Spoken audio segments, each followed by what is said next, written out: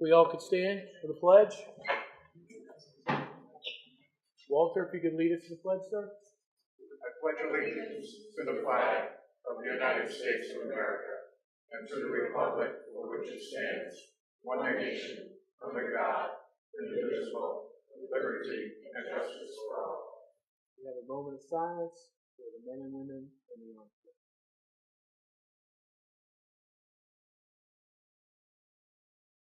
Thank you.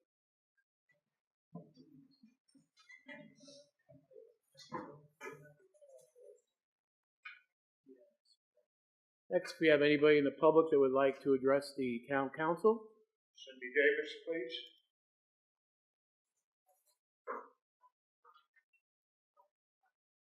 Okay, so Cindy Davis, Parkland West, Milford. So to begin, what concerns me right now is that I was on the Pettibone, and it was on a Friday night, and this meeting is on a Friday night, and I'm Jewish, and it's my Sabbath. And therefore, I hope that in the future you're cognizant and understand that having a meeting on a Friday night is against my observance. I don't think you would do it on a Sunday, so I would like you to be respectful. So I was just talking to somebody from the finance, and this is my first year of really looking at and doing the due diligence to understand. So I've come to many meetings, and I made up of many things here.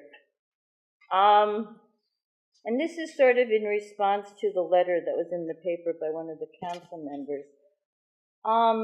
When I watched the personnel director, he identified that there was a savings of $200,000 because of municipal workers taking certificates and getting the insurance reduced. Then there was another savings of maybe $137,000, or there was like another over $100,000. And Grombach was responsible for that too. The comment in the paper stated, I'll read it. Oh no, I can't read it, but my note was, a correction is needed to correct the erroneous statement in the article because it was misleading. The statement said robust budgets, and then it also said that there was an increase. Every budget was increased, and I am responding to the fact that not all the budgets were increased, or if they were increased, it was a 1%. I think it was wetlands that maybe was 1%. Parks and Rec was minimal. The personnel director put down 4%, so I don't know if that was a 4% increase or if that was the budget. So Cindy, you have a minute, I please. do. Wow, that's fast. So I would ask for more time later. In the Board of Ed has to document line item. What I would like to see, and I know I was talking to the men in the audience, I want to see a line item for all the different budgets, because maybe that comes up later. In response to the letter that was in the paper, one of the statements was valid. There was a statement about a 10% increase. So I don't know what that 10% increase is, and I'd like it validated. As I've come before the board numerous times, I'm asking for validation and I'm asking for numbers. I want to see things. In response to what was in the paper, the article, one of the things was to ask the public to respond. Well, you can do a survey. You can't just make the fact of this is the way it is because it's in my head. A survey, ask the people what they want, not the referendum. Will you wrap that up, please? Oh, sure, I can. So I just want to respond to that statement in the article, and I don't want bandwagoning. I don't want misinformation. I respond to the fact that I am not a we. I am a person. Don't speak for me. And also, as a council member, your task is to listen and hear what everyone is saying, not just suggestions. So, can I ask to speak later? Thank you. Okay. Joseph D. Gregorio, please. Good evening. Joseph D. Gregorio, 18 Cobbler Lane. It's nice to be on this side of the table instead of sitting over there. And tonight I'm actually coming to you guys as a taxpayer, not as a member of the Board of Finance. And obviously, we'll get our night, in the coming days to have our chance for the budget. But I just wanted to thank you all for, I know personally that it's really hard to look at a budget because we all want to give the town and the employees and everyone involved everything that they ask for. People are going to come to you and say, I really need more paper because if I had more paper, I could do this. Or, if only we had this thing, I could do so much more for the town. And it's hard to look at it and, really, dig down and have the courage to, in any way, deny those requests, because, we're all people, we're all human, and we all want the best for the community and the best for everyone. But there's really only, two aspects to the budget that really concern me as a taxpayer. The first one's the tax increase. I mean, obviously, I don't know how many people here are getting 4% and 5% raises this year. Personally, I'm not. So looking at that increase in my taxes is really super concerning. The other aspect of it is that, in my opinion, the actual tax increase that the payer is absorbing is not reflected in that 3.84% number, because we also have a $1 million plus contribution from the Waste Management Landfill Settlement Fund, and in addition to that, $1.5 million from contingency. Those will have to be actualized to the taxpayer at some point in the future. So even though we may not feel that today, come 2023, when we can no longer use the landfill settlement fund as tax relief, and that money is still in the account, but we're not going to be able to use it towards budgetary relief, we're going to have to realize that, that $1.5 million that we're taking out of the unassigned fund to drive down the taxes, that next year or the year after, we're going to have to realize, because we can't continually pull that money out of those accounts. So I've kind of, said one thing and then the exact opposite 2 seconds later. But during your deliberations, I would like you to at least keep those things in mind. Try to give the town exactly the best thing that you possibly can, and at the same time, don't kick the can and don't increase taxes. That's it. That's all I want to say. Thank you, Joseph. John Whitman, please.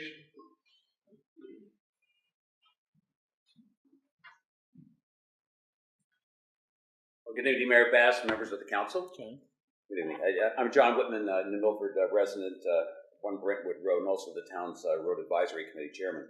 When I and our committee vice chairman, John Oakes, and Public Works Director, Mike Zarbo, were before you, we hope that we offered you a compelling presentation on the condition of the town's roadway infrastructure. And we also hope that you've come to a consensus as to where you consider there's an acceptable PCI or the pavement condition index. And hopefully that value is in at least the 75 percentile range that we were recommending. With that percentage in mind, we encourage you to focus on the long term with a funding program that will not only rehabilitate our roads, but also bring them up to a level that they can be more easily maintained for a long time, for many years to come. And part of that funding process is the necessity to have dollars available for the DPW to perform engineering work in the off-season, when the construction season is not in full bloom. That hasn't necessarily been the case, and the way the funds have been pursued and then allocated doesn't always lend itself to that process. So I'm here before you as a member of the community, but moreover a member of the Roads Advisory Commission and a partner with the residents of New Milford and also the DPW, asking you to consider not just the short term when you do your deliberations and beyond that, to also consider the long term with a funding approach, and make that a priority, if you would, in the days and months and weeks to come. Thank you. Thank you, Jeff. Bob, I can't figure out your last name here. Hannah. All right, sure. Robert Hannah, 302 Litchfield Road. First budget season, I've tried to get to every single meeting. Last night I wasn't able to make it. I was sleeping off the storm work for 2 days. In the fire marshal's presentation, he asked for a part-time employee, about $21,000, $24,000, I believe it was. And with the additional part, it was about $32,000. He had missed $35,000 worth of inspections. The question was asked that if you gave him his part-time position, would he be able to guarantee you $35,000? Personally, I believe that's unreasonable. That's an unreasonable ask. I believe the only 100% you have in life is death. There's too many anti-tax. I didn't want to go there, Tom, but thank you. When you're talking about fire, when you're talking about police, you're talking about safety. If, as he stated, when he was the part-time inspector, the office completed about 95% of their inspections. That's an admirable amount. I believe that's reasonable. I'm therefore asking that you do consider giving him the part-time. I didn't have a real good feeling when I left here after that meeting. I don't know the fire marshal. I'm not a fireman, but I am a person that's concerned with safety. Anything that they can do to keep the residents of the town safe, the residents safe from themselves if that need be, I think that's something that's very little to ask of us as a community. Thank you. Thank you. Megan Bird, please.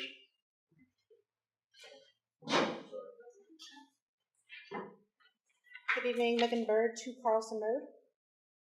I find it hard to express how strongly I feel about this, as many do, many other parents that I've spoken to do.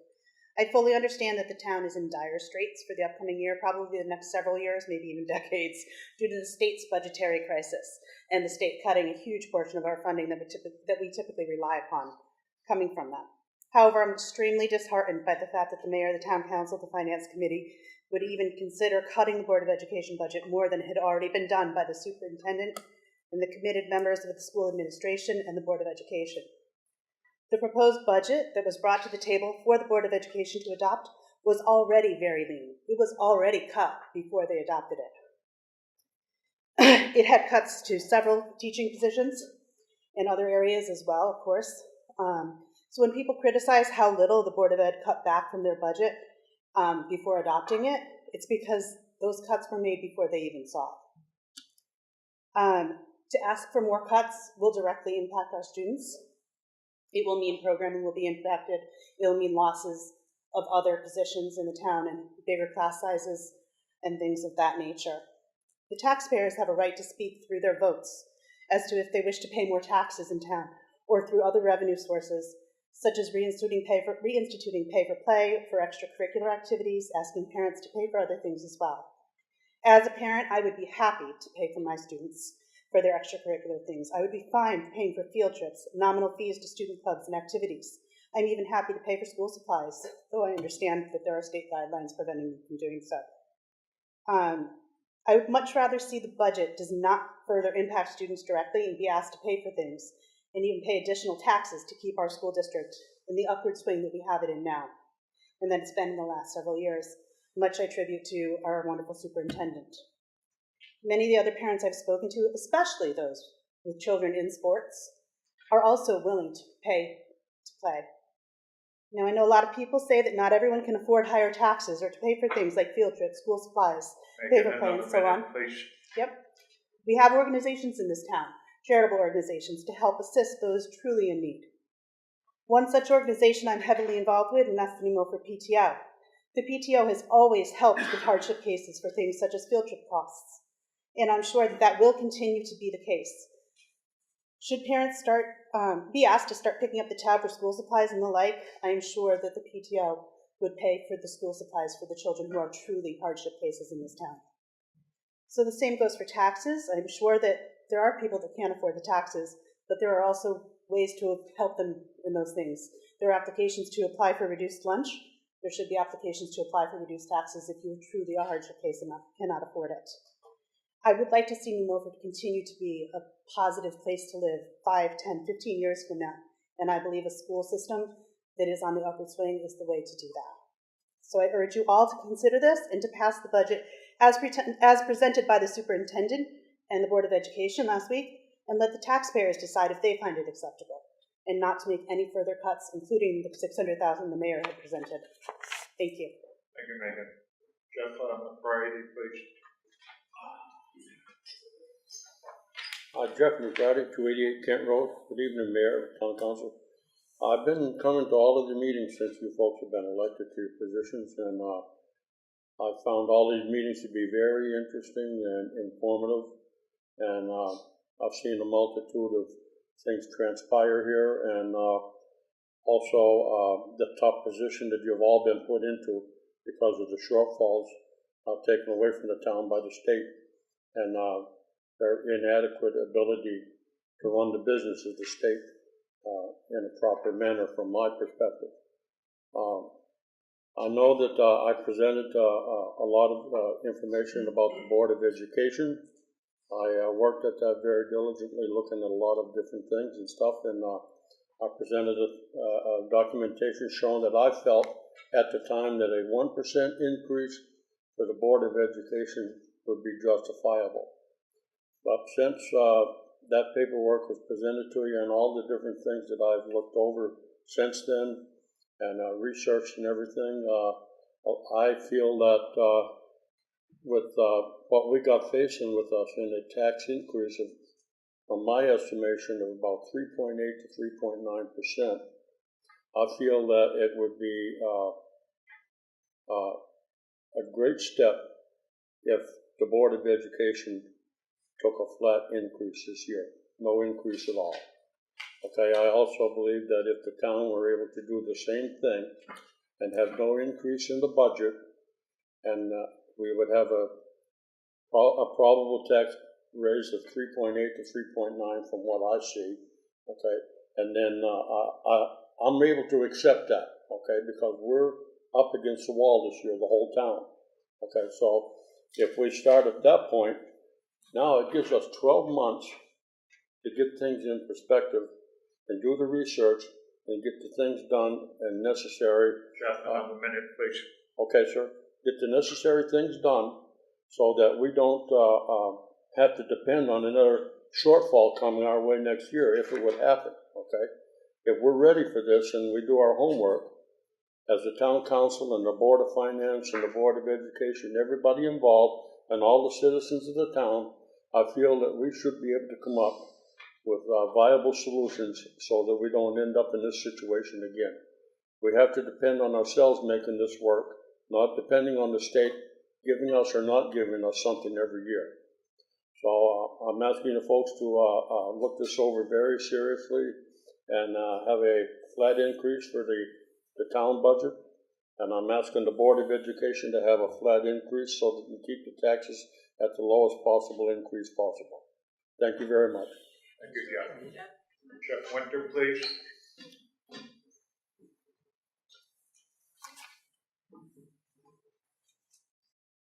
Good evening, Jeff Winter, 22 Maury Road. I just wanted to clear up first a couple of things. First of all, the $1.1 million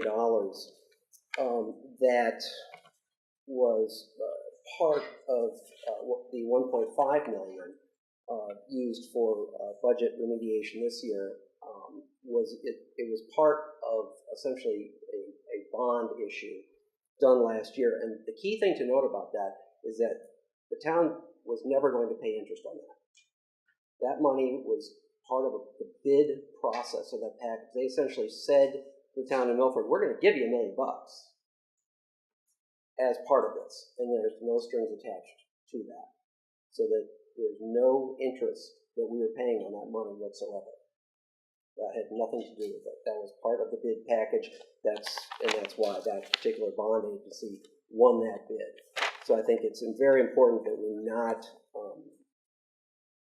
mislead taxpayers.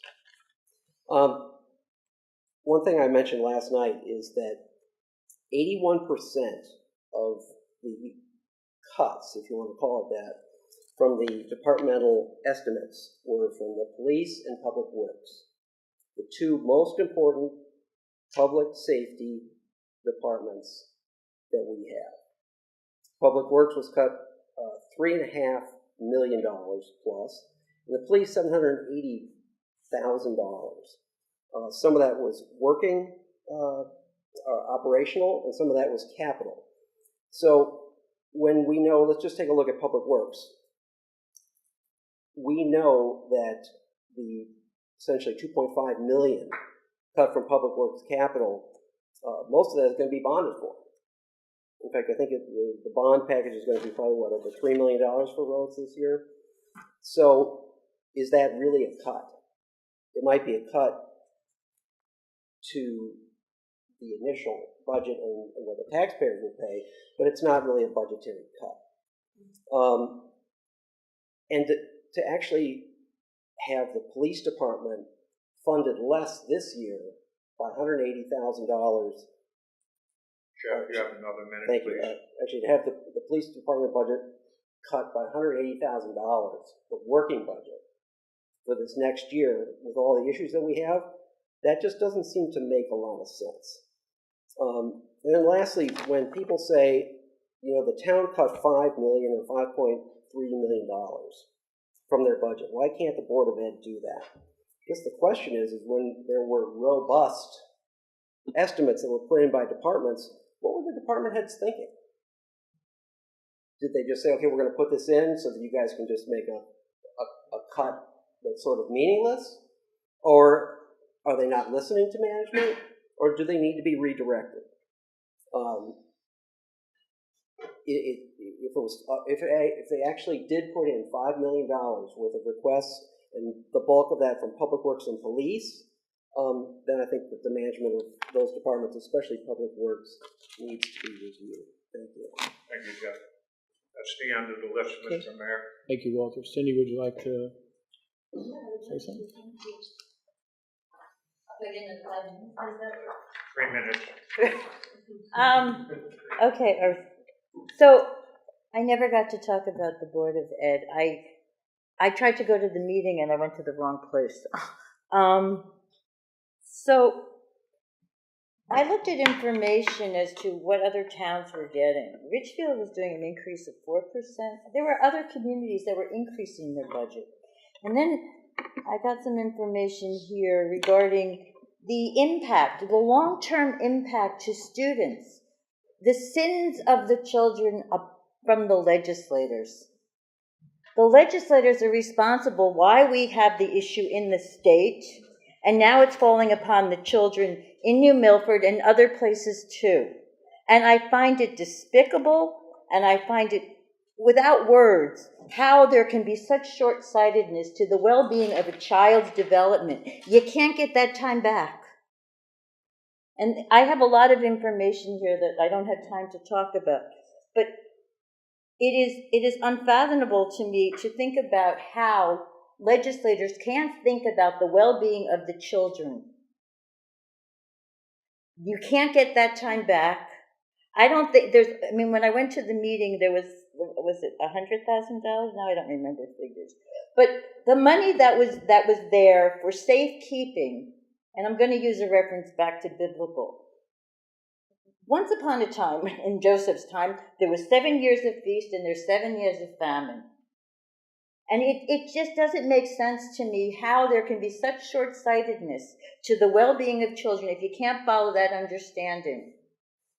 And as legislators, you keep monies aside for things. Now, I don't know all the figures, but I do know that children need to be taken care of. This is our future. You can't get it back. And it's just about what's important to them. And I really think you need to think about that. I hear about these flat budgets. Everything increases. I don't think things can be kept flat. I think the issue about healthcare costs, it's a known factor that healthcare costs are going up. Cindy, another minute, please. Sure. That is the responsibility of the financial person to make that adaptable. There's other things going on in this town that need to be scrutinized, which is why I wanted to see all those other numbers written down. There's monies in different places, but the children and the school, it is essential that they get what they need, because you can't get it back. And I know because I was a teacher, and budget monies haven't gone in since 2008. This is all the information I was reading over there. Connecticut, there was some statistic of Connecticut funding education really high compared to other states. Of course, the money isn't there now, but Connecticut also values education. So I think it's imperative that you're not going to decimate. Cindy, will you wrap it up? Sure, please? of course. Thank You're you. not going to decimate the budget, the school board budget. That is the thing that needs to be along with the police, and those are essential services. And I'm really pleading as a teacher, and I don't have kids anymore, but maybe the issue becomes one of where people who don't have children in the school look at it differently. But this is our future, and the world is changing so drastically, and kids need a lot, and legislators haven't done their job for a really long time. Thank you, Cindy. Thanks, Cindy. Thank you, Walter. First of all, I'd like to thank the town council, the Board of Finance, our Board of Ed partners, all the department heads, employees, and you, the public at large, for giving your input for this budget process. The process for me started first day I got here. Crafted the mayor's proposal and given to you on February 20th, which was a couple of weeks ago. We've now gone through the process where the department heads have now talked to you and the Board of Finance, and now it's the deliberations that the town council has. From the mayor to the town council, after you deliberate and decide, so the public knows, it then goes to the Board of Finance. The Board of Finance then holds a public hearing, then they contemplate, and then they vote. They set the true mill rate, and then it goes out to you, the voters, to decide. So it's a wonderful process we have here in New England government, and I just want to thank everybody for giving your input, those that have, and for you members that volunteer your time and your talent. A couple of things real quick as well. For the public that does see this on video, you can go to our website, www.newmilford.org. You can go to the government tab, click the government tab, go to budgets, go to the drop down, 2018, 2019. You're going to see every PowerPoint presentation that the town council received, as well as our 5-year capital plan, so that you, the public, can make your conscientious decision when this budget does come out for you to vote on. Any questions at all of that, you can call the mayor's office. I'd be glad to help you with that, or any questions that you do have. I'd like to now start the budget deliberation process. Is anybody from council? Mr. Szymanski. Yeah, I'd like to pass a handout that's been prepared. I'd like to make a motion, get it on the table for discussion, to reduce the mayor's proposed budget on the town side from $38,195,508, which is what Mayor Bass proposed, to $38,084,317. That represents a $119,817 reduction compared to last year's expenditure. For the Board of Ed, I'm proposing a reduction in their proposed increase from $63,678,670 to $62,810,586. That represents the same funding as the prior year. The overall total budget would be $100,894,903, which represents a year-to-year decrease in expenditures of $119,817. To achieve that number, there's several adjustments that I'm proposing as part of this motion. One is to, as you can see, to reduce the unassigned transfer in. Mayor Bass had proposed $1.5 million.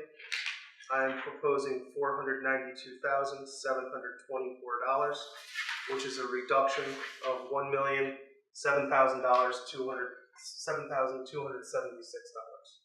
So that would, the unassigned would be $242,724 more than the prior year. I'm also proposing the revenue modifications at the bottom on the town side. An increase in zoning board fees of $10,000 based on the discussions by Ms. Regan. An increase of $18,000 for the Parks and Recreation Department fees based on our discussions with Attorney Beecher and Mr. Calhoun at their presentations, where they stated they were looking to increase their revenues as they were not aware of that the prior year. From an expense perspective, the following modifications are proposed.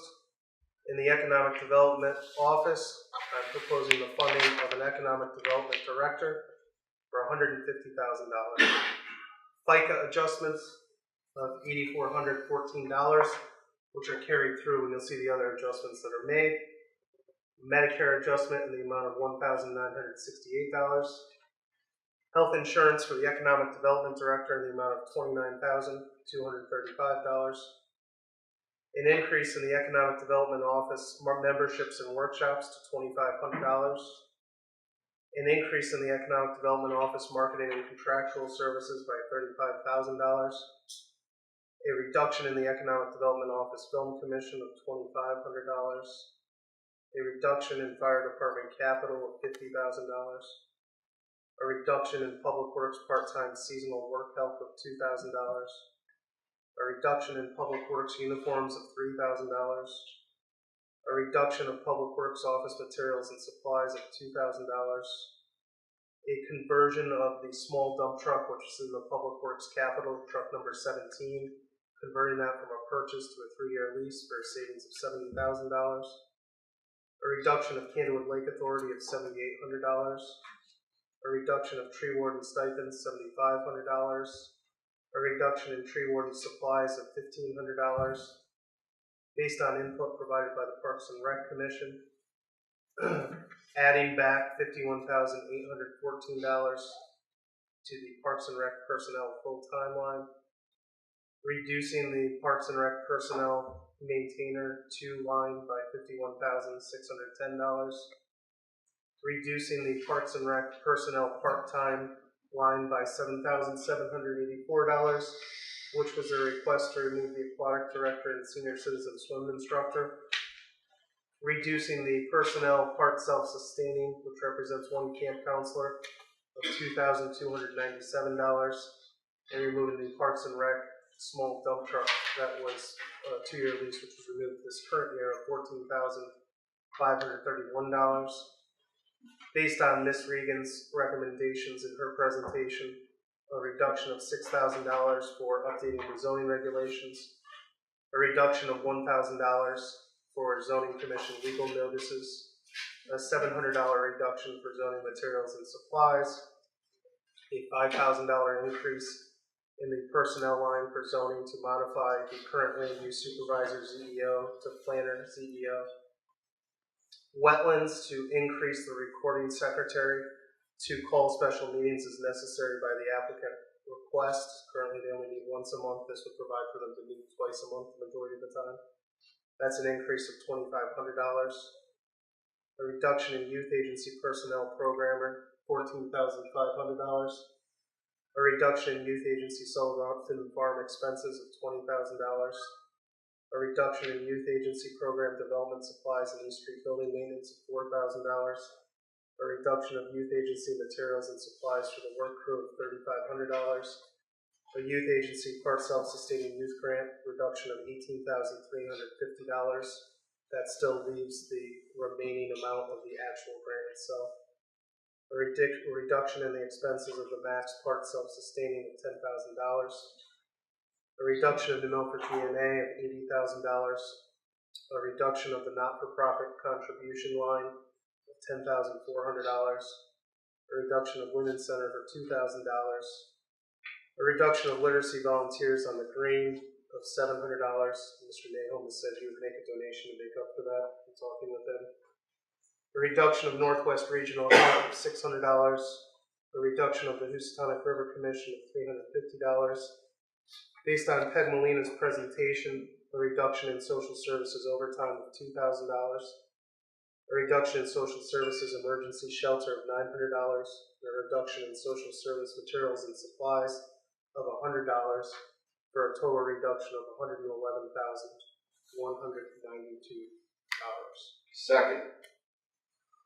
To be clear, as part of this, so everyone understands, the presentation, there's a commentary made with respect to the police department today and them not having the proper funding. For the majority of the people who weren't here last night for Mr. Boyd's presentation, he clearly stated he could work with the resources that he had. You may not be aware that as part of the budget, there's actually several patrolmen that were added to the budget, which were reduced last year as part of our regular budget, as well as later when the budget was reduced by the Board of Finance.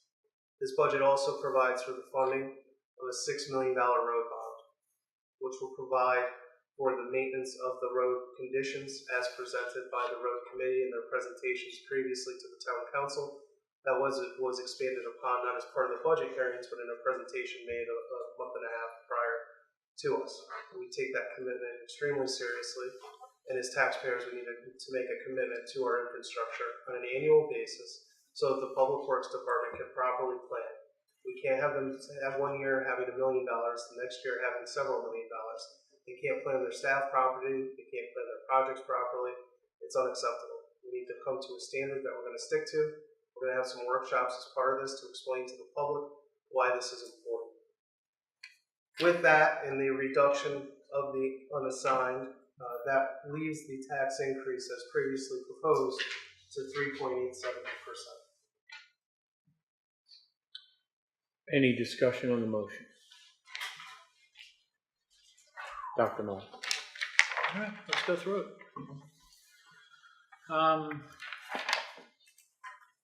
So let's start at the beginning. Economic Development Director with planning background. You're proposing to bring back the Director of Economic Development, but not keep a Director of Planning? Is that what this is proposing? Yeah, correct. So what's happened is with the last prior administrations, we've completely underfunded the Economic Development Director position. We've typically offered somewhere on the order of $70,000 to $80,000. We've seen over the performance of the last 4 economic development supervisors or directors that they've brought little to no grand list growth. I don't think it's a fault of their own necessarily, but I don't believe that if we properly compensate them, and others will agree, I'm sure, that we're actually going to get someone who's going to achieve something in this town. We need a change maker. We need a visionary. We need someone who's going to be creative and think outside the box. I'm proposing as part of this that Ms. Regan would take over the planning aspect. She already takes over. If you read the charter, actually, it's ironic. She already does the majority of the planning duties. By charter, it says the responsibilities are performing and supervising technical and professional work with respect to long-range planning in the town and in the development and implementation of land use and related policies and regulations. So she already does the majority of it, with the exception of long-range planning. But as you're aware, we've already budgeted for several plans to be performed by an outside consultant that she can introduce. All right. So we're looking at bringing back an Economic Development Director at 150, and there was a lot of discussion the other night about keeping the Director of Planning, but that's not in this proposal. That's correct. Okay. Let me just make a note, and then we'll go on if you don't mind, or anybody else wants to jump in, feel free. Anyone else have comments? Yeah, Mike? I do think that Kathy is an asset to the town, but part of the mandate for the charter, one of the things is combining zoning and planning, because there's just no subdivision work, and I was on planning, and we were out of there at 7:20. I mean, there's just not much to go over. So that being said, Paul's comment that if zoning and planning, the one thing planning was always missing was a town employee there to give guidance. If it does get combined, and I'm not saying it will, but that's one of the aspects that we're looking at. And talking to the current planner, she says that combining that makes sense now because of the lack of subdivisions. We will have a town employee at the planning/zoning meetings, being the zone enforcement officer. So, I hope that we maybe down the road find a spot for Kathy because she's an asset to the town. But the job that she was doing is not a planner. It was some liaison in the town, and it just didn't seem like it was the right fit. Lisa?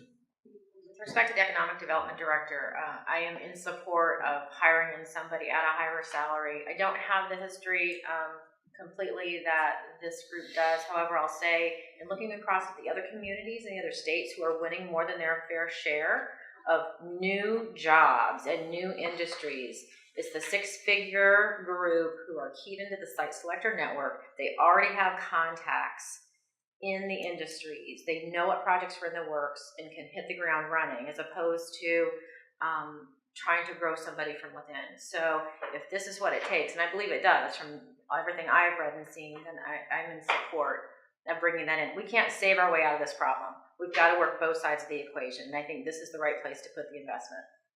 And I hope I don't hurt anybody's feelings by saying I don't think it's an inside position. No, and you're right. It's growing in Milford. Milford, unfortunately, because of its location, is not the best place to commute to part south for jobs. We need jobs in this town in order to grow this town. And if we find the proper individual, that 150 will be nothing. They'll make it back very quickly. And if we don't find the right individual, then we'll have extra money in the budget, because we can't hire someone just because we need someone for the position. We need to hire the right person. Absolutely.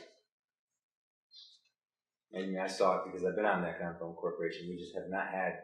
We had people that we could give tasks to that would do them very well, but they did not think outside the box and create the job themselves. It just didn't do it.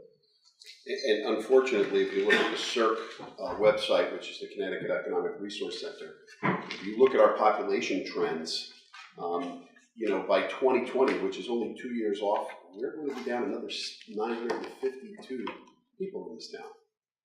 If you look at Brookfield, they're going to get it worse. There's going to be 1,124 less people in Brookfield by 2020 than there were by 2015.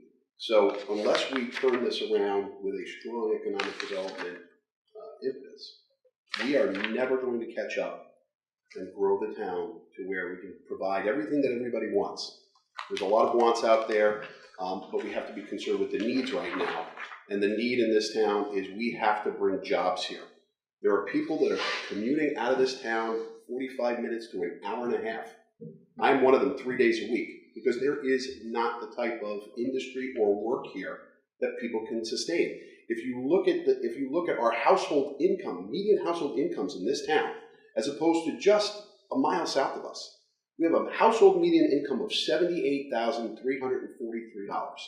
If you divide that by 12, okay, which is the monthly income that people have to make their payments on, which they have to wrap in usually about 30% of their payments if you own a home goes to your mortgage. The other 30 is taking care of your family, and the balance that you can kind of hope to entertain. You're looking at a monthly income here. Most households are running at $6,528 a month. Go to Brookfield, they have a household median income of $112,684. There's $34,341 extra dollars in those households in Brookfield than there are here in New Milford. So we're not competing with people in other parts of the state or other, as I've heard over the years, other DERBs, Seymour, Derby, another place. We're competing with Danbury, Brookfield, New Fairfield, Ridgefield. When you look at the household income over there, they've got additional resources to be able to withstand increases in taxes. Our community does not. And unless we turn that around with some strong economic development, being an economic development guy here, it was one of the first commissions I was on. I was one of the founders of the corporation with Mayor Bass.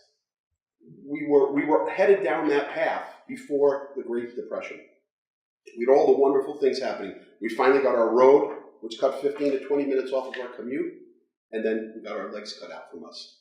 Luckily, we were smart enough and we were conservative enough to save our money, have a savings account here, and we preserved, in those times, many companies from leaving our community, which many other communities did not have that opportunity. So we didn't get a chance to grow it, but we also didn't take the haircut that many others did.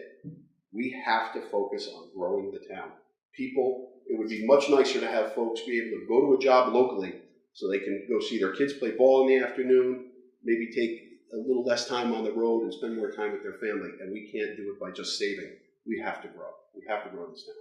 And the economic development supervisor, I think, a strong enough type of person, as Lisa mentioned, who's wired, I think can help do that for us. More thought on it? And I know this is taking the math the wrong way, but I'm just going to throw it out there. If we really want to hit the ground running, something to consider. Consider is a big word.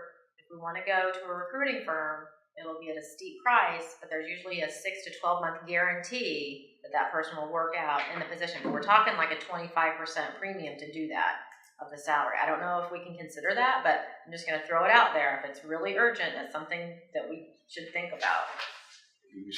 I know the math's going the wrong way. I just want to throw it out there. Dr. Mull? Tom, I have no concern about, we have to grow the town, obviously.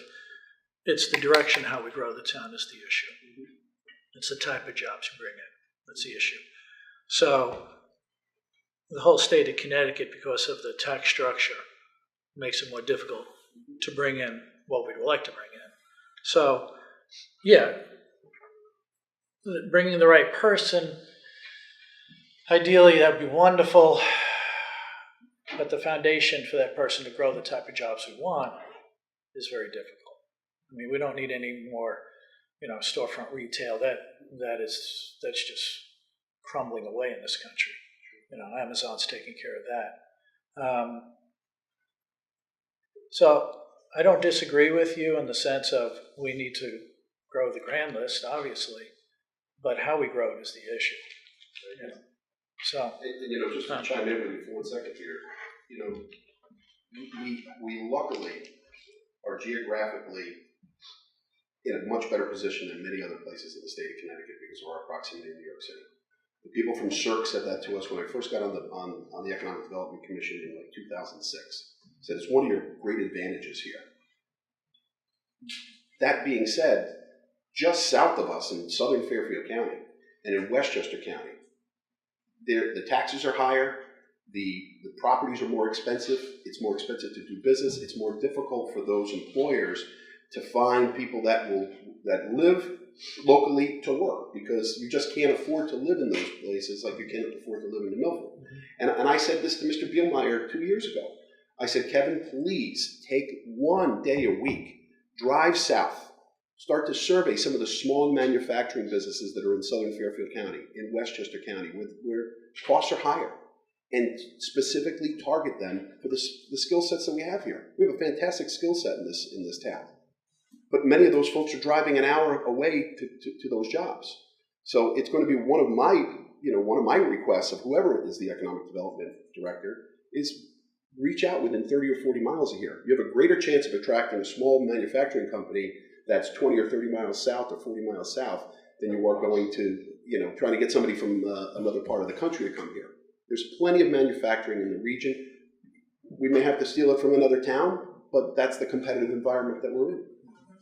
And can't we do something around, instead of the pilot, the payment in lieu of taxes, we can't fix the state of Connecticut, but we could do something around jobs credits, tax incentives, as opposed to just a flat fee, so that way the jobs stay here. I was talking to a former colleague at DuPont who runs the economic development in the state of Delaware, and that's what they ended up doing. For example, AstraZeneca promised them that they would stay within the state. They gave them a payment in lieu of taxes to do so. The jobs went away. The next time around, they went from 6,000 jobs to 1,800. No different magnitude of scale, but the story is the same. So then they went to a jobs credit, and they highly profiled the types of jobs and the amounts they would give based upon longevity to those employers. And they've had really good success with it. So I think there's some other things we can look at doing that help us, even within the state of Connecticut, to be attractive, but for the right reasons.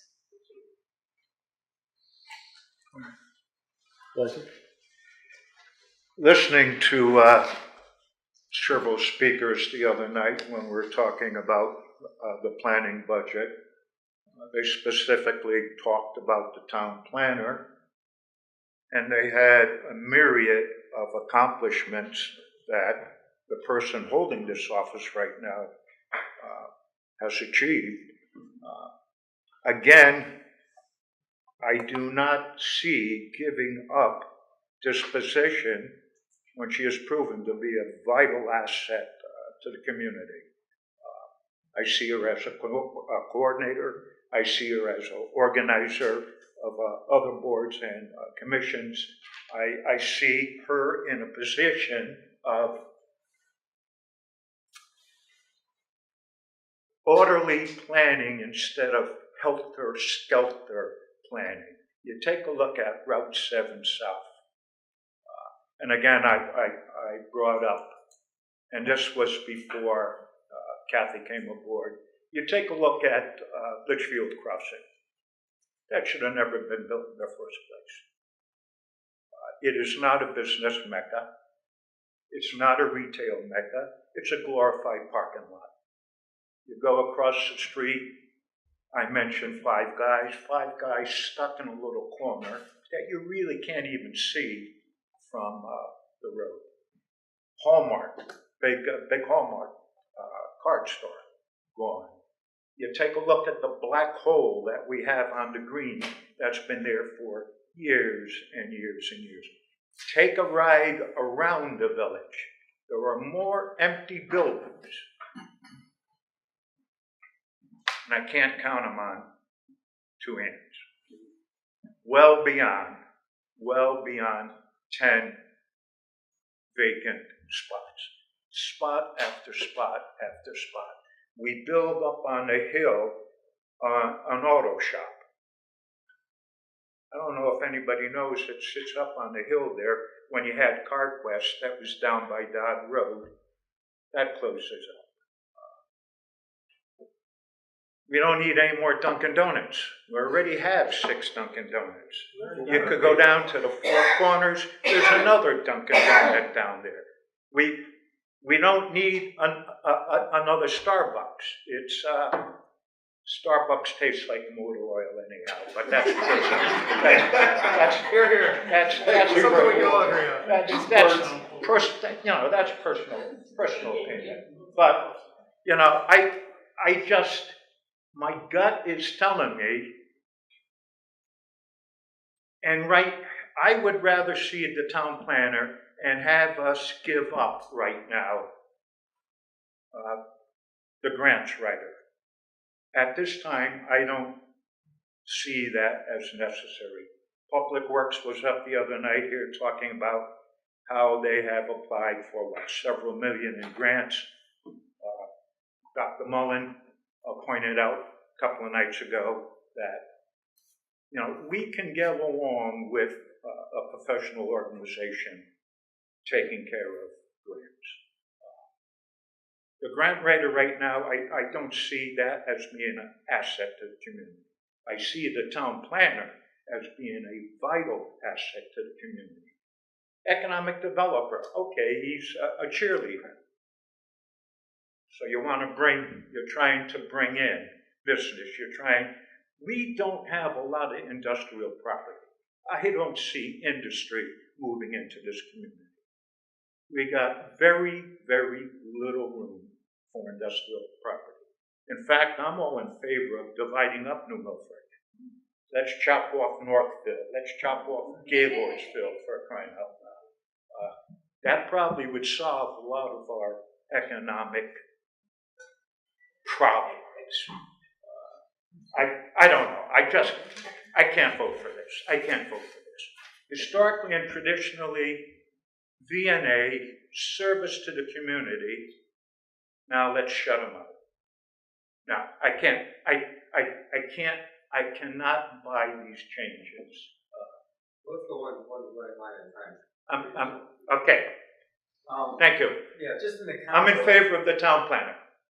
Boom.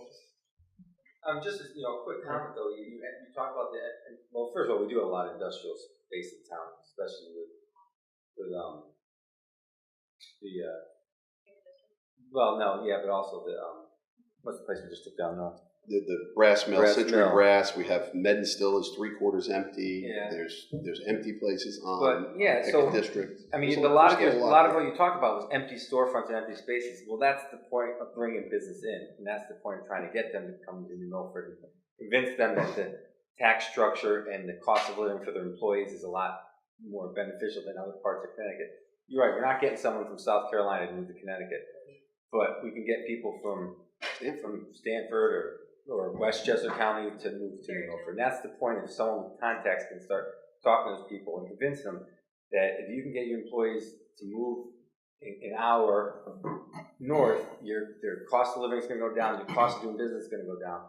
They don't have to now move their whole factory to South Carolina. They can move it just up to here, and they can still drive an hour to visit their parents who live in Westchester County or their grandkids or whatever. So, that's the point. And, I'm not disagreeing with Kathy. I think she is an asset to the town, but I don't think her job doesn't seem like a town planner right now. Well, okay. That's the stuff and substance of democracy. I don't agree with you, Mike, but fine. I had good teachers back in Brookfield way back when. Way back when. Yeah. So Economic Development Office, Film Commission. Tom had talked, I think it was last night, presentation with respect to when he was on the commission, and one of my neighbors, Kelly Solomon, and I know they had tremendous inroads with the smaller budget, which is why I proposed that decrease. It still leaves about 60% of their budget. And I would hope within that they're going to continue to provide that the charge that you pointed out last night of putting films on the green. I'm in favor of that. I have no problem with that. With the film commission, I have no problem with that. And I hope they kind of refocus a little bit to go out and attract, because as I said last night, everybody that's come to this town, whether it's Wes Craven or the folks, Tim Allen and his crew that came in here years ago, or all the folks that we had in here doing commercials, they point blank told us, you live on a movie set. And even someday, if this tax credit goes away, we would still consider coming to Milford. But you've got to continue to remind them, if you're not top of mind in the movie industry or the commercial industry, they kind of forget that you're up here because you're always looking for the next best thing. But we do have a town that should be able to attract folks here to do this type of work and inspire others. So I don't think this cut's going to hurt them. Dr. Malone? Yeah, can I just keep going down? Next line. Yeah. I'm just looking at the capital improvement plan for the fire department, page 18 in that book. Annual town appropriation, I'm assuming this is where it's coming out of, the 50,000. 20% reduction. So just to be clear, we're still leaving 200,000 in there. Right. That's correct. All right. Do we know if these appropriations were money that were being saved up for a new ladder truck? Well, my personal opinion is we need to sit down and start a subcommittee where we look at all of the apparatus for each of the departments. We have to look at how the departments interact with each other. For instance, there's a lot of duplicity where we have the same sort of truck or apparatus at every single location, and we should look at what their call response is, and are there certain things where, say you need to take a gator into the woods, is that something where if it takes 10 minutes longer to get there, is that acceptable? And if so, we don't need a gator at every single fire department. So I personally will volunteer my time to look at this, and if through a detailed analysis demonstrates that we need to bump that back up, I'd be fully in support of that next year. Okay, thank you. The next three, I don't have a question about. The part-time seasonal uniforms, office materials. I don't mean to dominate this. Everybody just wants to chirp in on that. We are chirping. We'll jump in. You jump in when you want to jump on me, right? Public Works capital equipment. Could you just go over that again? Yes, I know that you was did mention it. $105,000 for purchase of truck 17. And what I'm proposing is instead of an outright purchase, we do a 3-year lease with a $1 buyout. You know, I keep asking, speaking of jumping in, I keep asking this question. I don't think I've ever gotten an answer. How do we do our fleet management? Is it an automated system, and do we ever see that? Because I know in other municipalities, they actually get to see the hours or the miles and what the basis for the recommendation is. Do we not do that? There's a fleet management system. Do we ever get to see that as town council? I'll ask them to provide that to I'd us. appreciate that. Because it seems like some of these movements with the fleets have been fairly painless. I don't mean to exaggerate, but fairly painless. And so, okay, let's figure out what really is. Maybe there's a different litmus test for usage. And I don't want anybody to be unsafe, and I don't want us to have breakdowns. But if there is some latitude there, we could stretch something out 10 or 15%. Then let's do that across the board. Thank you. The 7,800 on Kenwood Lake Authority, is that part of the 15% I saw last night? I think it was each town contributes towards the total. That would be the reduction of our contribution. So I think it was proposed at almost $80,000. so it would be reduced down to. And what happens if all the other towns contribute what? They take I believe it's the two lowest of all towns is what the contribution limit is. That's the way they do it out of the 5 towns. Is that, and So we go down to 70,000 from 77,800. So it's so still we're not required to pay what everyone else is paying. Everyone else is required to pay what we're paying for the lowest. Is that? It's the average of the two lowest, is my understanding, I believe. And let's remember, at one time that was a volunteer organization, and over time they've added significant staffing levels. And I live in a lake community, and I've seen zero water quality improvement. I've seen an increase in algae, as they indicated last night.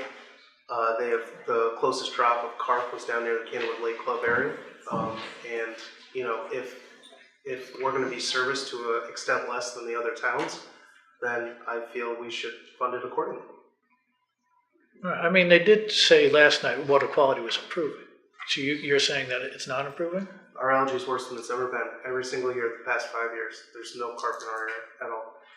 That's something that somehow we have to talk to the state about, because it's leaving us at a big disadvantage for something that has no science behind it, that a sterile fish could cause problems in Illinois if it actually made it through the turbines. It just, to me, seems completely, it's one of those decisions the state and higher government makes without putting any thought process behind it. Yeah, it's just like, as I said, I can't fathom how a sterile fish would cause one that could possibly even make it through If it gets through the turbine. I think the mix master was Yeah, somebody used the mix master out.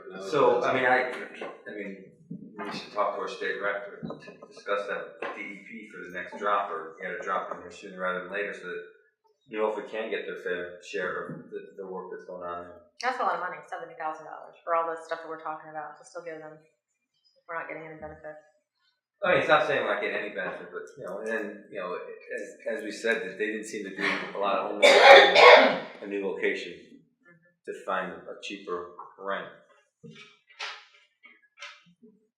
Well, they said they got the donation, so it made it reasonable, at least. Yeah.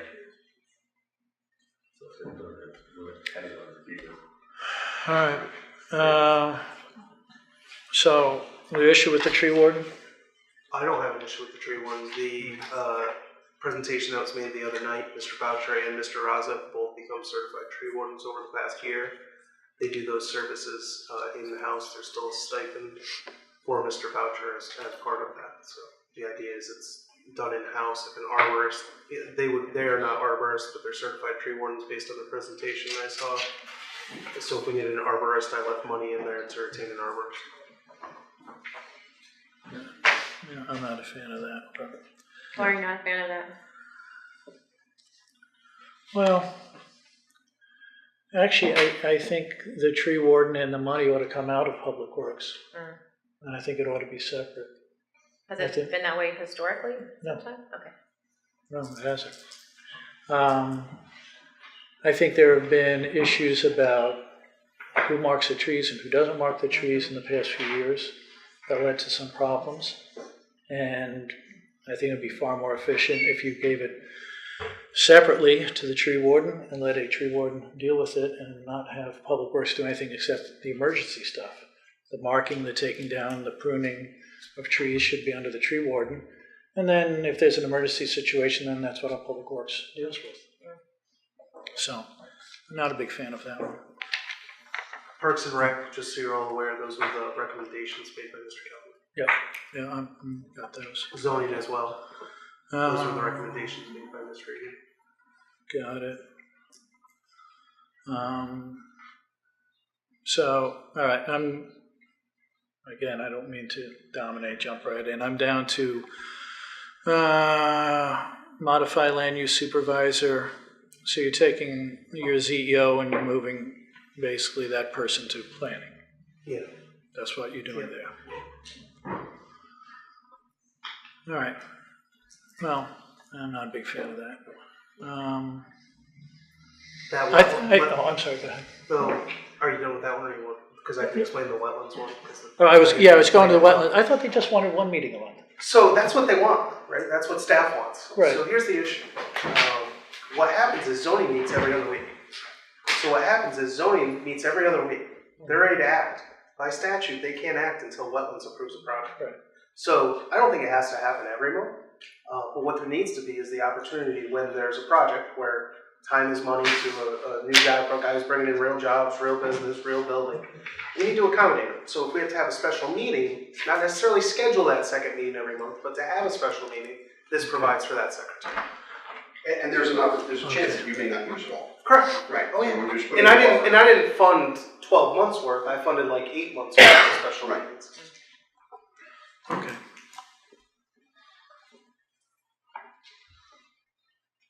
Yeah, I'm fine with that.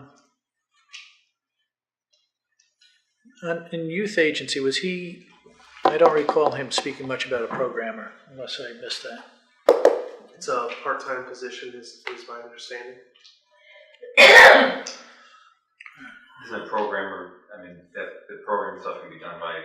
There's several other administrative staff in the youth agency, and then there's also the MAP staff, as well as the latchkey staff that all kind of mesh with each other. And I feel with the over $500,000 in staffing, that small position should be overtaken by others. Go over that youth. Go over the youth grant again for me, Paul. Yeah. So the if you guys want to go to page 173. And what? Hold on a second.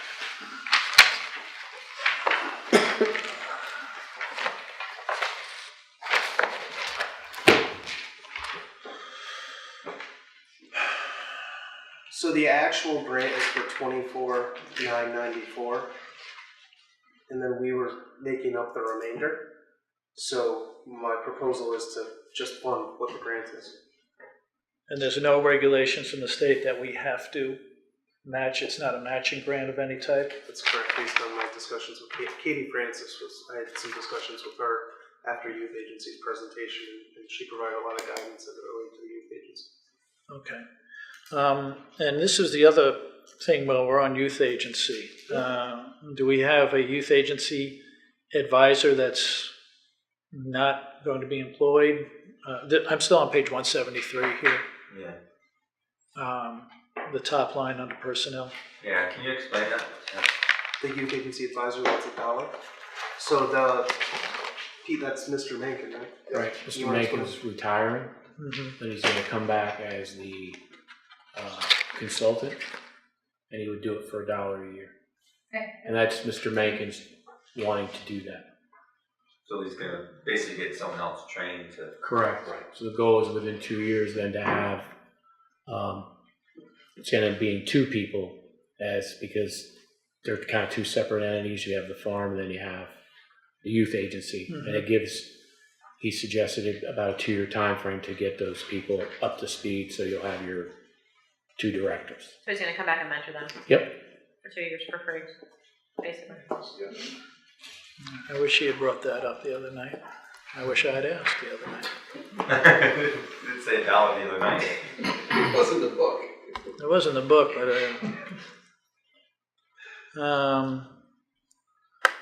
any reason why we're cutting the self-sustaining out of the max? Yeah, because those are just expenses. So part of that is the staffing, and it's looking at historical norms. A lot of these youth agency, we're looking at the historical norms, how they trended 2 to 4 years ago, and then they greatly increased over the last few years. So it's bringing them back to what historically those expenses were. And that's not going to cut down on our revenues? Nope. All right. The VNA. So we're taking the VNA from 80 to 0? Found out recently they have an endowment of, how much is it? It's like $4 million. And it's one of those things, I printed off this thing from the state of all the nonprofits that are based in Connecticut, in New Milford. And, between the sports and the American Legion and the Horse of Connecticut, and, there's just so many, the Milford Trust for Historic Preservation, the Merrill Community Center, there's so many nonprofits why are we saying that this group here is more important than this stack here? And so I myself have a tough time doing it. A lot of these things, the VNA, I give money for my companies personally. I'm going to give money to literacy because I love what they're doing. I'm involved with the community culinary school. That's how it's supposed to be funded, because I myself decided that I want to give to it. I don't necessarily feel that I want to give money to some of these people. As a taxpayer, I don't know if it's right that we're deciding that taxpayer money should go towards certain nonprofits over some or other. Now, if they're doing a service for the town, like the Children's Center, we have a grant that the town gets, and they take care of it. And we're giving money to Loaves and Fishes because they're doing a service for us. They're opening up the heating center, correct? I get that. That's a win-win. And I'm not saying that none of these nonprofits here help the town. They do. I mean, the community culinary school trains people so they can get jobs, and a lot of them stay in New Milford. Some of them don't, but I understand that. But they're not funded by the town. No. So why are we, as a council, deciding some nonprofits are better than the others? I mean, there's some great nonprofits here that don't come to us asking for money. All the sports nonprofits now have to pay for field use to the town. So not only are they not getting money from the town, they have to supply money to the town. So it's one of those things. I don't have a good feeling. And when DNA is getting it has an endowment of that large, it makes it hard for me to justify, because there's private companies in New Milford that does the same thing as DNA, and they got to compete for those same dollars, and they're not getting subsidized. And it's the same argument when Park and Rec is competing with some private businesses. Is they're supported by taxpayers, but then they got to compete, and that makes it difficult. That's my opinion on it. I mean, we're a board, and we can all vote and decide. Well, it's funny you should say that, because when we were going through the presentations last night, I kind of had the same question in my mind. Why these and not others? Do we actually have a criteria to say yes or no, or is it totally ad hoc? Which I think then that leads to a lot of variability year to year, which isn't helpful for the nonprofits because they can't count on their funding. So I would love us to establish some criteria. Here's when the taxpayers agree. Yeah. Did you read the agenda for Monday? I think it's kind of listed. That's something we want to get as a committee. Start looking at how we help out the nonprofits in town, so we do it. That's what Katie suggested last night, that we form a committee like that to look at those. That's the right thing to do. It is. I mean, there's some nonprofits that not everyone agree with. Yeah. I mean, that's what their function's doing, and there's some that that are, but to me it seems difficult. As I said, we as a group in New Milford, to try and get through this, have to stop looking for the town to fix everything for us. We have to start looking to our nonprofits, our churches, our communities, our friends, whoever it is, the organizations that can help, that are doing it on their own. And that's how we're going to become stronger when we get through this. I mean, if we can get through this budget flat and get used to that level, because if we, as was said, push the can down the road by taking more money out of the unassigned, that's not really solving the problem, because then next year we still have to figure out how to get those budgets back to a certain level. And that's why we're trying to keep things flat, or even go backwards with the budgets. How we have to get lean, we have to go forward that way in order to get us through this so we're strong on the other end. And you know this from the business side too, right? It's the companies, when you're faced with that economic crisis, there's usually two patterns of behavior. One, the companies that say, yeah, we're just going to wait this out and see what happens. Those are the ones who usually fail. The others that say, you know what, times have changed, we're going to change with them and see how we can adapt. And then those businesses come out stronger and usually in better shape. So I think there's an analogy there. If we can get through this, I think there will be dividends, but it's just really painful. And it's really personal because we're such a small community. We're a lot of business owners on this council, and that's how we see things. I mean, we wanted to move our business for a while because we're outgrowing it. We're just making do it. We took away my partner's office. He no longer has one because we need inventory space. That's what you do. Yeah, we figure it out. That's what you do. Yeah. So I don't know if we wanted to go through the nonprofits line by line, but I mean, generally that's what and that leaves 3,000 for Loaves and Fishes, which is 3,000 more than they were funded 2 years ago. And the Women's Center of Danbury, well, the Women's Center of Danbury, especially the battered women's services,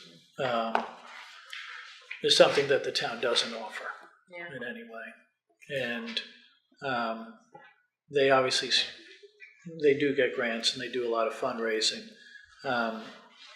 My personal view, I always thought the 2,000 was way too low for the number of New Milford women that have to use the battered women's services. It should be higher than that. Do you know what the number is? Because I don't know the numbers. You know, I don't. My wife used to work the hotline on it. So 10 years ago, I knew the numbers. I don't know them now. Okay.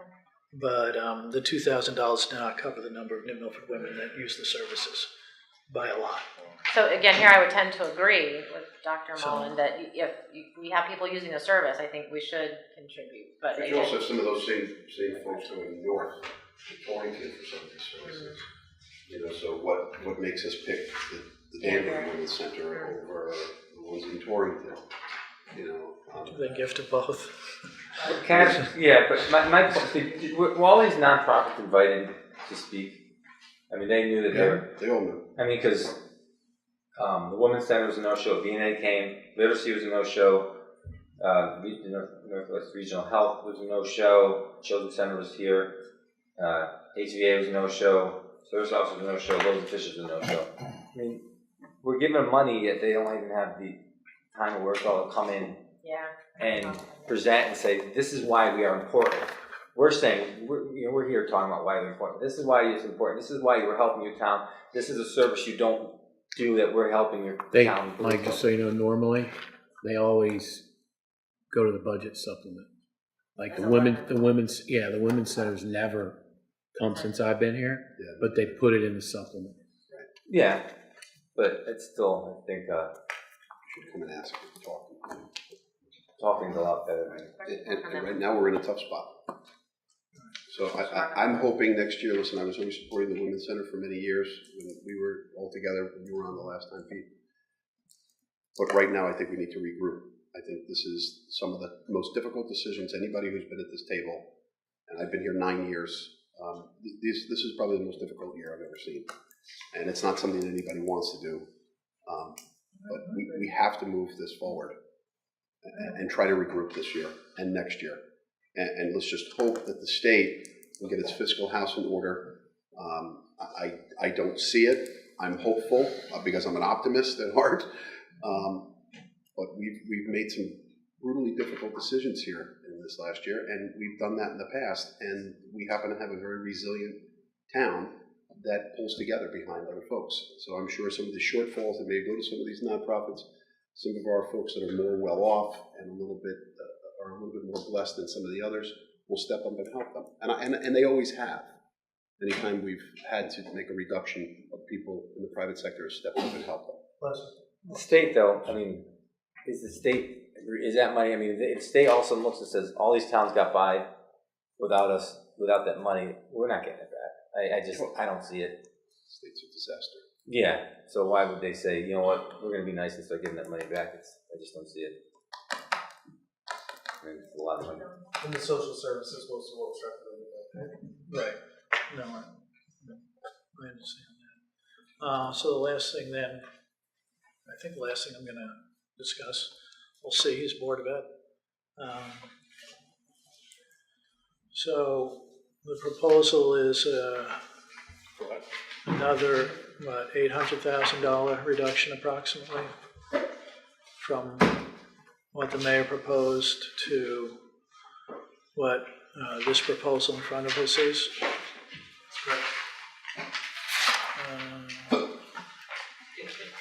So we're just making it flat from the last year. That's correct. Yeah.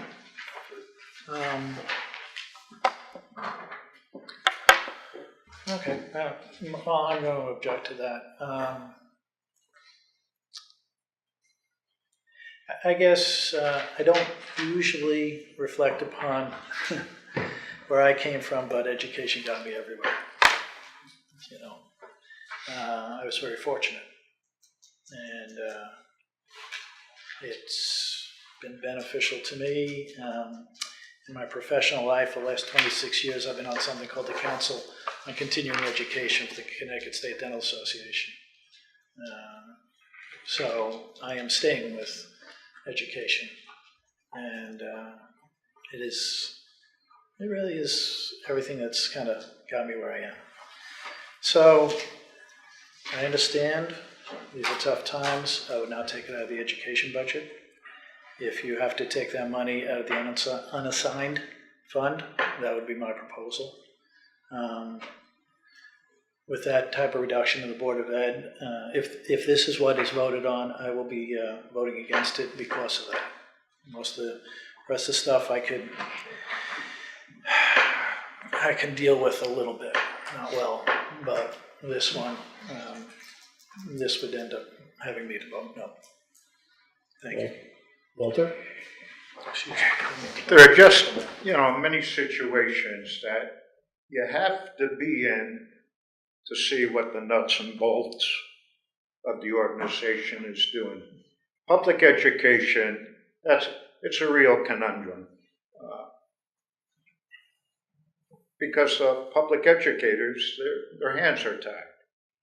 They are driven by salaries, which they have no control over. Well, they do have control over, but it's a negotiation process. Medical, you have no control over. Again, a tremendous driving force. In fact, my insurance right now, we're going to charge you more money, but we're going to change your plan. But your plan is going to be less than what you had previously, but it's going to cost you more money. What do you do with that? You have no control over that. The insurance company dictates that. Special education. Special education is a beast. It is a beast. They talk about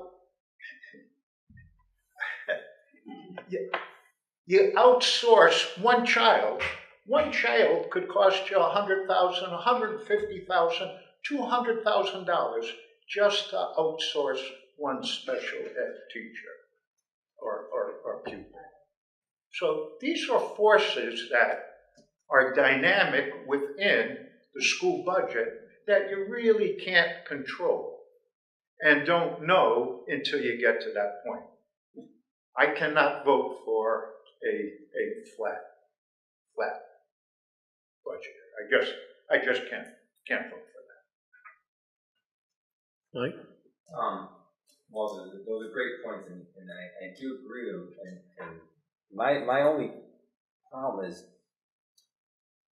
that if you, according to Dr. Mullen, he'd rather take it out of the unassigned fund. If we take $800,000 out of the unassigned fund this year, but the town budgets are constantly going up, right, and our revenues are going down.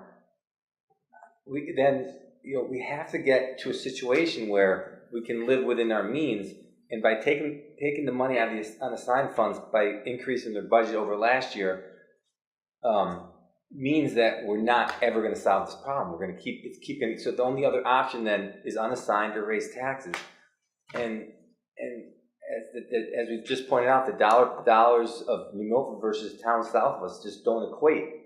And I don't see how we can fix the problem if we don't start getting control of the budgets, especially as the number of people living in the town and the number of students are going down. And I do understand the constraints of health, special ed, and salary contracts.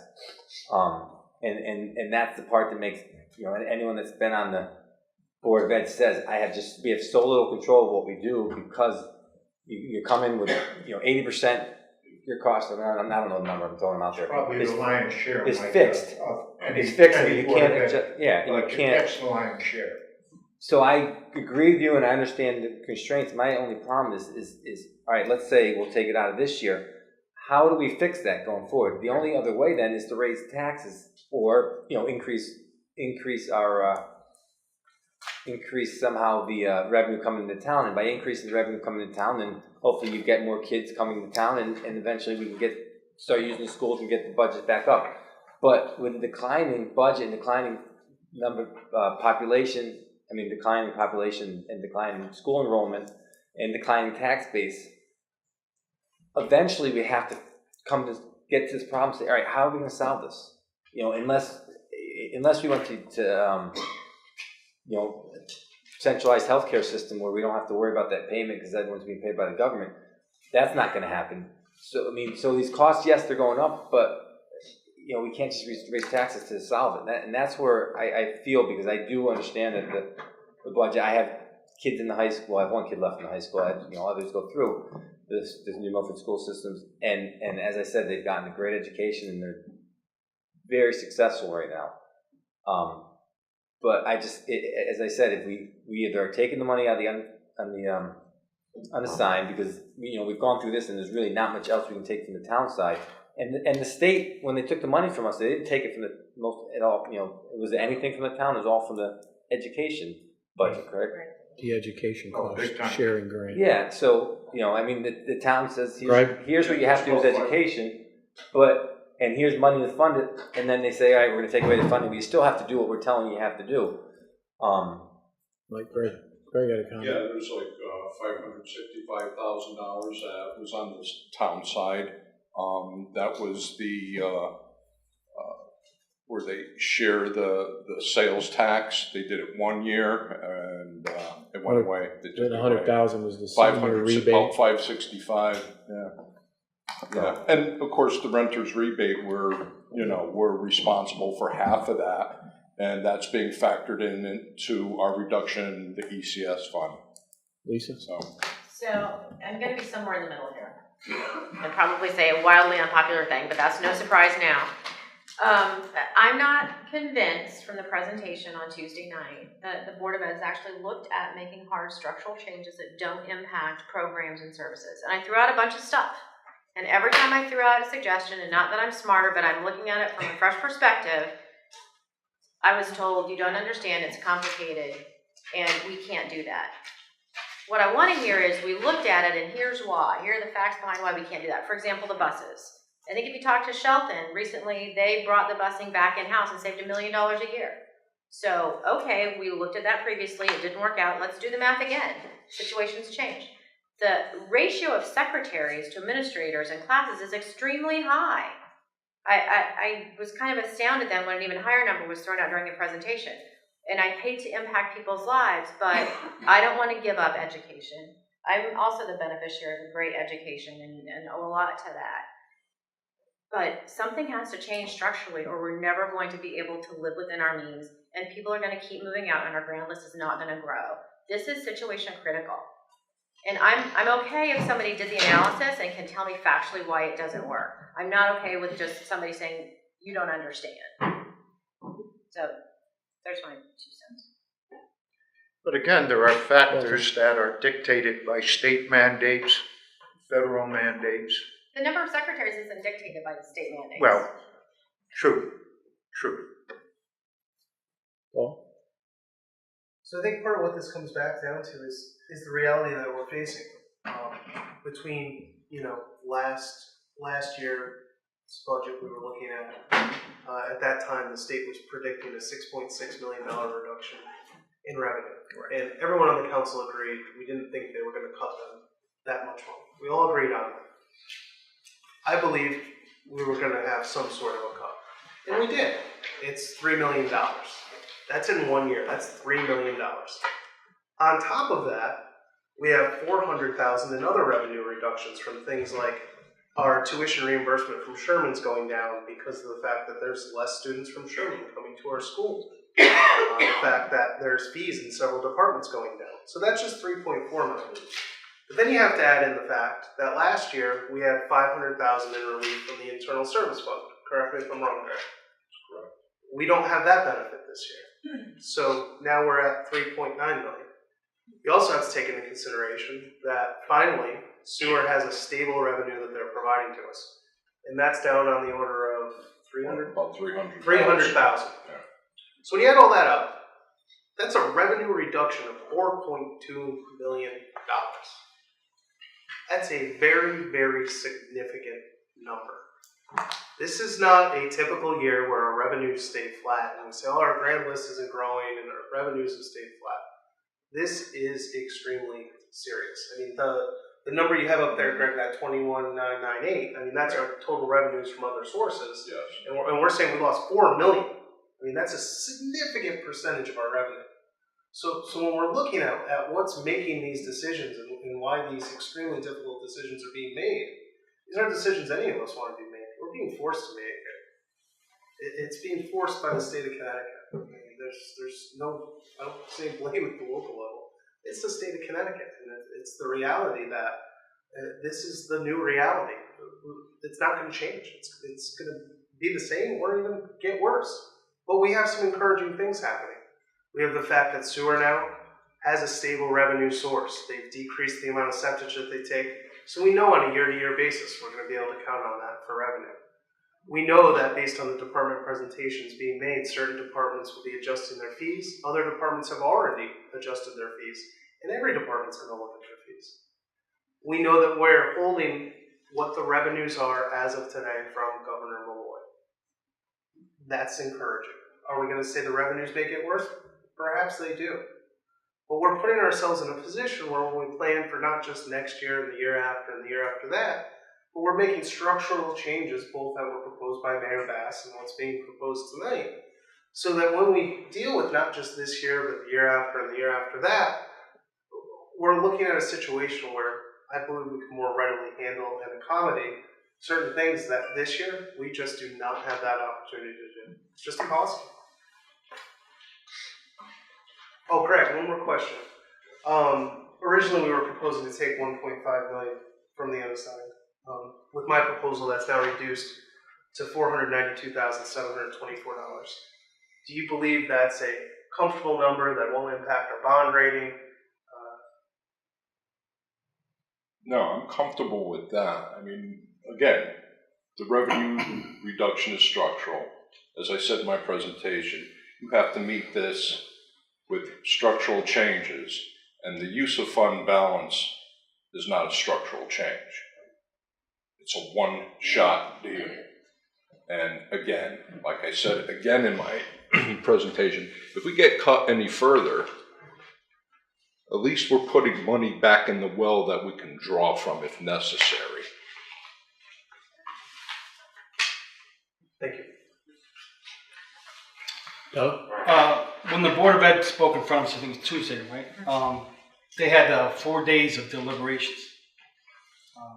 Out of the 4 days, 0 people spoke from the public, all 4 days. Not one person spoke. I don't know if anybody saw the video of the last meeting, but they voted on $35,000 cut out of $64 million. So when I decided to run for council, I've always talked to people about, hey, what can you do about taxes, this and that. And I said, listen, I'm going to go in there with a business kind of philosophy, and I'm going to go in there and hopefully I can bring something to the table.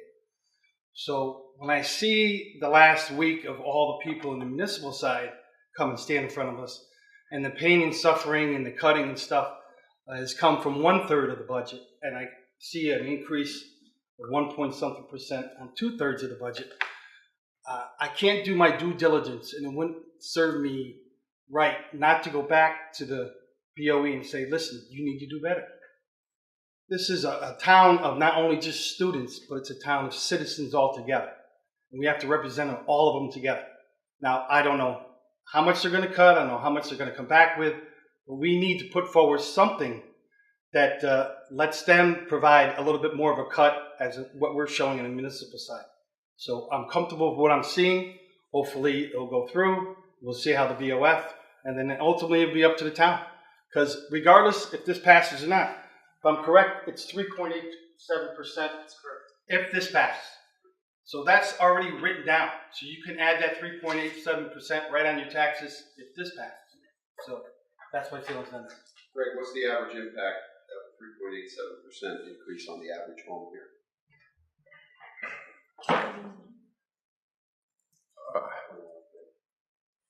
One sec.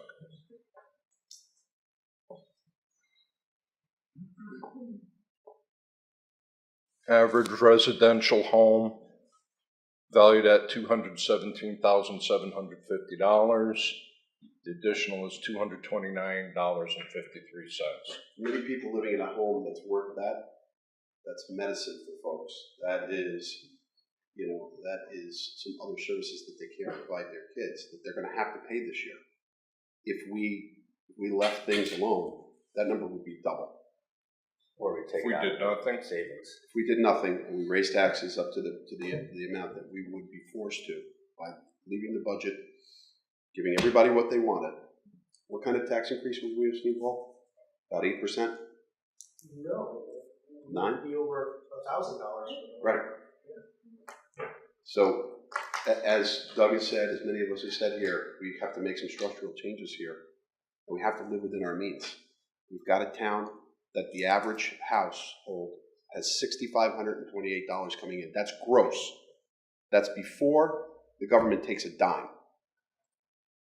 Take the 30 or 40% off of that, and people have to live on that here. That's not a lot of money, not in New England.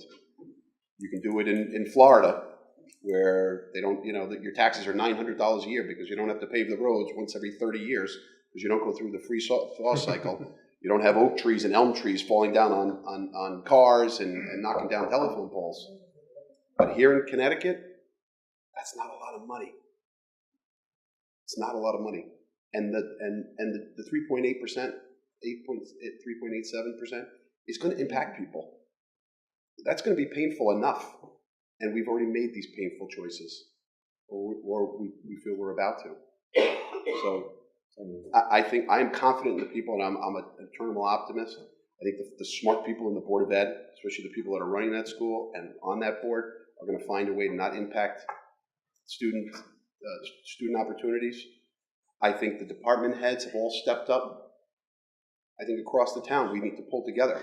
I'm hoping after this election, people like we've done in the past when we've had difficult, referendums, where we've had difficult times during the budget, people don't talk to each other for a few months. That's not New Milford. And I hope people don't do that. I hope we don't have that same animosity because of one group didn't get what they wanted. We're not one group here.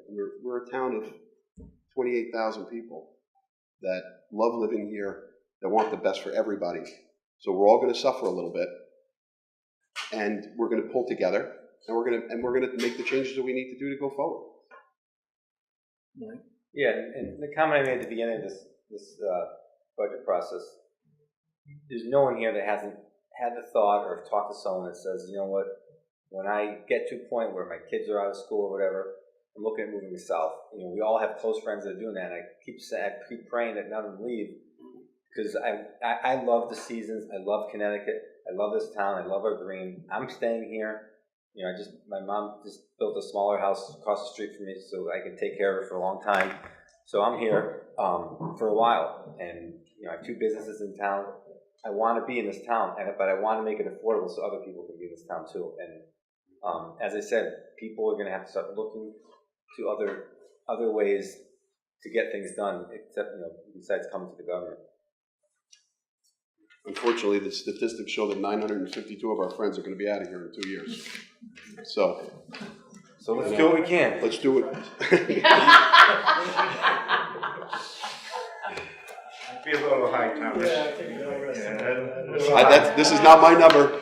Connecticut Economic Resource Center. They've been pretty much on for the 15 years that I've been looking at that. So I know some people don't believe in statistics or trends, but they seem. I